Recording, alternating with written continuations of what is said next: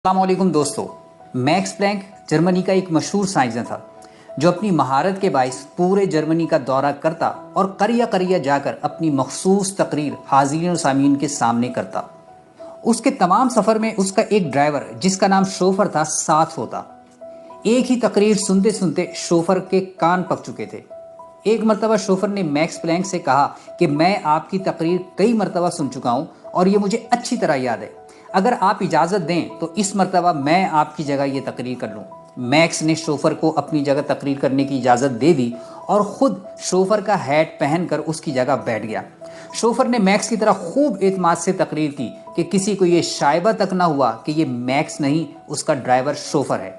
Chauffeur ने जब कामयाबी से तकरीर मुकम्मल कर ली तो हाज़रीन में से एक शख्स ने उसकी तकरीर के हवाले से एक सवाल किया तो शोफर ने पूरे एतमाद से जवाब दिया, इतना आसान सवाल? ओह, इसका जवाब तो मेरा ड्राइवर भी दे सकता है। और ये कहते हुए शोफर ने मैक्स प्लैंक की तरफ इशारा कर दिया जो शोफर का हैट पहने उसकी जगह बैठा था। ये कहानी अपनी जगह हकीकत सही, ताहम इससे हमें दो तरह की मालूमात के बारे में पता चलता है। एक गहरी मालूमात या डीप नॉलेज जो मैक्स को थी और दूसरी सतही मालूमात या शैलो नॉलेज जो शोफर को थी। इंटरनेट के आने के बाद इंफॉर्मेशन ओवरलोड का मसला बहुत बढ़ गया है।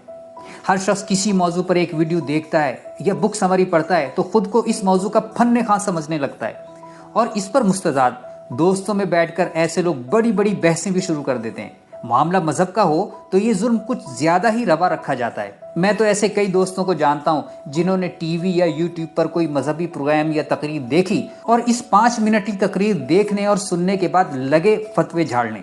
सतही मालूमात के साथ सबसे बड़ा खतरा ये होता है कि शोफर की तरह हम खुद को ये धोखा देने लगते हैं कि हमें बहुत कुछ मालूम है, हालांकि जाहिल मुतलक होते हैं। आज की दुनिया में बहुत ज़्यादा और मुतनव्वे मालूमात फराहम हो जाने की वजह से लोग बहुत सी चीज़ों के बारे में थोड़ी थोड़ी मालूमात रखते हैं और इस गलत फहमी में रहते हैं कि वो बहुत कुछ जानते हैं। यहाँ मुझे किसी दाना का एक कॉल याद आ गया कि little knowledge is more dangerous than the no knowledge, यानी किसी शय का बिल्कुल इल्म ना होना इतना खतरनाक नहीं होता जितना कि थोड़ा इल्म होना खतरनाक है। इसीलिए तो कहते हैं कि नीम हकीम खतरा जान, नीम मुल्ला खतरा ईमान। दुनिया में कामयाबी सिर्फ उन्हीं लोगों को मिलती है और वही लोग सुरखरू होते हैं जो सतही इल्म नहीं रखते बल्कि किसी भी मौजू का गहरा और वाज़े इल्म और शऊर रखते हैं। इन्फोटिवेशन चैनल का मकसद आपके अंदर ये मोटिवेशन पैदा करना भी है कि आप कुछ भी करें अपने तई किसी एक काम में माहिर और मशाक जरूर बनाएं। ये बात हम द वन थिंग की वीडियो में खासी तफसील से कर चुके हैं। यहाँ हम आपको फाइनमेंट टेक्निक की मदद से कोई भी नई शय बेहतर तौर पर जानने और मालूमा मौजू को अच्छी तरह समझने का तरीका बताएंगे।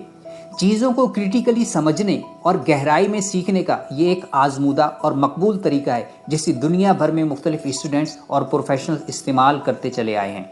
ये टेक्निक फिजिसिस्ट रिचर्ड फाइनमैन के नाम पर वजह की गई है जिसे क्वांटम इलेक्ट्रोडायनेमिक्स के मैदान में काम करने पर नोबेल प्राइज मिला था। रिचर्ड फाइनमैन इंतहाई ज़हीन साइंसदान था। इसके बारे में लिखा गया है कि उसे जो कुछ समझ नहीं आता था वो उसे एक जर्नल पर नोट कर लिया करता था। वो जो कुछ सीखने में मुश्किल महसूस करता था अपने लिए उसे चैलेंज बना लेता था और इसी खूबी ने उसे ज़माने का जीनियस और ब्रिलियंट बना दिया। आप स्कूल के स्टूडेंट हैं या कॉलेज या यूनिवर्सिटी में पढ़ते हैं, आप फाइनमैन टेक्निक का इस्तेमाल करके अपनी स्टडी को 4 चांद लगा सकते हैं और फिर आपकी फहम और मालूमात कहीं से कहीं पहुंच जाएगी। यूं आपकी परसेंटेज भी बढ़ेगी और जहानत भी।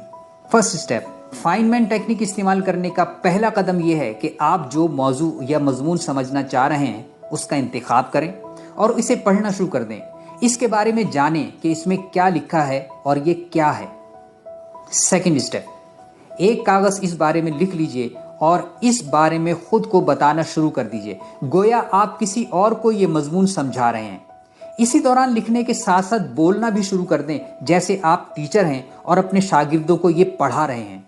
इस अमल से आपको ये जानने में मदद मिलेगी कि इस मजमून का कौन सा हिस्सा आप बेहतर समझ रहे हैं और कौन सी बात आपको समझ नहीं आ रही। जब भी किसी मौजू में आप फंस जाएं तो पढ़ने बैठ जाएं और यही अमल दोबारा करें।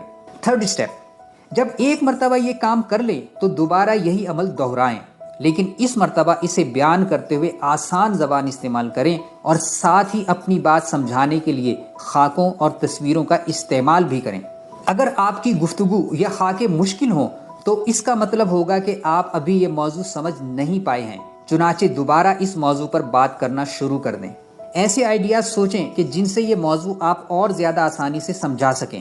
یاد رکھیے، اگر آپ ایک موضوع بہت ہی آسان زبان میں اور سادہ خاکوں کی مدد سے سمجھانے کے قابل ہو گئے تو یہ اس بات کی علامت ہوگا کہ آپ یہ موضوع سمجھ چکے ہیں۔ فائنمن ٹیکنیک کا استعمال آپ کسی بھی موضوع اور کسی بھی مضمون کے لیے کر سکتے ہیں۔ اس ٹیکنیک میں آسانی اور جامعیت سب سے اہم ہے۔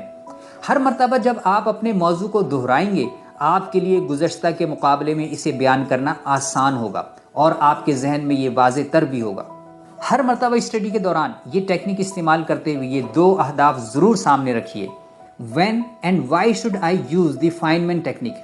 فائنمن ٹیکنیک استعمال کرنے سے آپ کو کئی فائدے ہو سکتے ہیں۔ یہ ٹیکنیک آپ کو کسی بھی موضوع کو گہرائی میں سمجھنے کے قابل کر دے گی۔ اس کی مدد سے آپ زیادہ ٹھوس اور پر اعتماد فیصلے کرنے کے قابل ہو سکتے ہیں۔ پڑھانے کی مہارت میں اضافہ ہوگا۔ ایک موضوع پر تیکھی نظر ڈالنے اور منطقی تجزیہ کرنے کی اہلیت بڑھے گی۔ ہر فیلڈ کا ہر اسٹوڈنٹ اور ہر پروفیشنل فائنمن ٹیکنیک سے خوب فائدہ اٹھا سکتا ہے۔ البتہ یہ بات سمجھ لیجئے کہ اس میں آپ کو بہت وقت اور کوشش ضرور کرنا پڑے گی، اور بھیا وقت اور کوشش دیے بغیر کون سا کام آج تک ہوا ہے؟ کمنٹ کر کے بتائیے کہ آپ کو فائنمن ٹیکنیک کیسی لگی اور کس مقصد کے لیے آپ اس کا استعمال کریں گے۔ یہ ویڈیو لائک کیجئے، اپنے دوستوں اور پیاروں سے شیئر کیجئے اور چینل انفوٹیویشنز کو سبسکرائب کیجئے تاکہ آپ کو ملتی رہے انفارمیشن کے ذریعے موٹیویشن باقاعدہ۔ یہ ویڈیو دیکھنے کا بہت شکریہ۔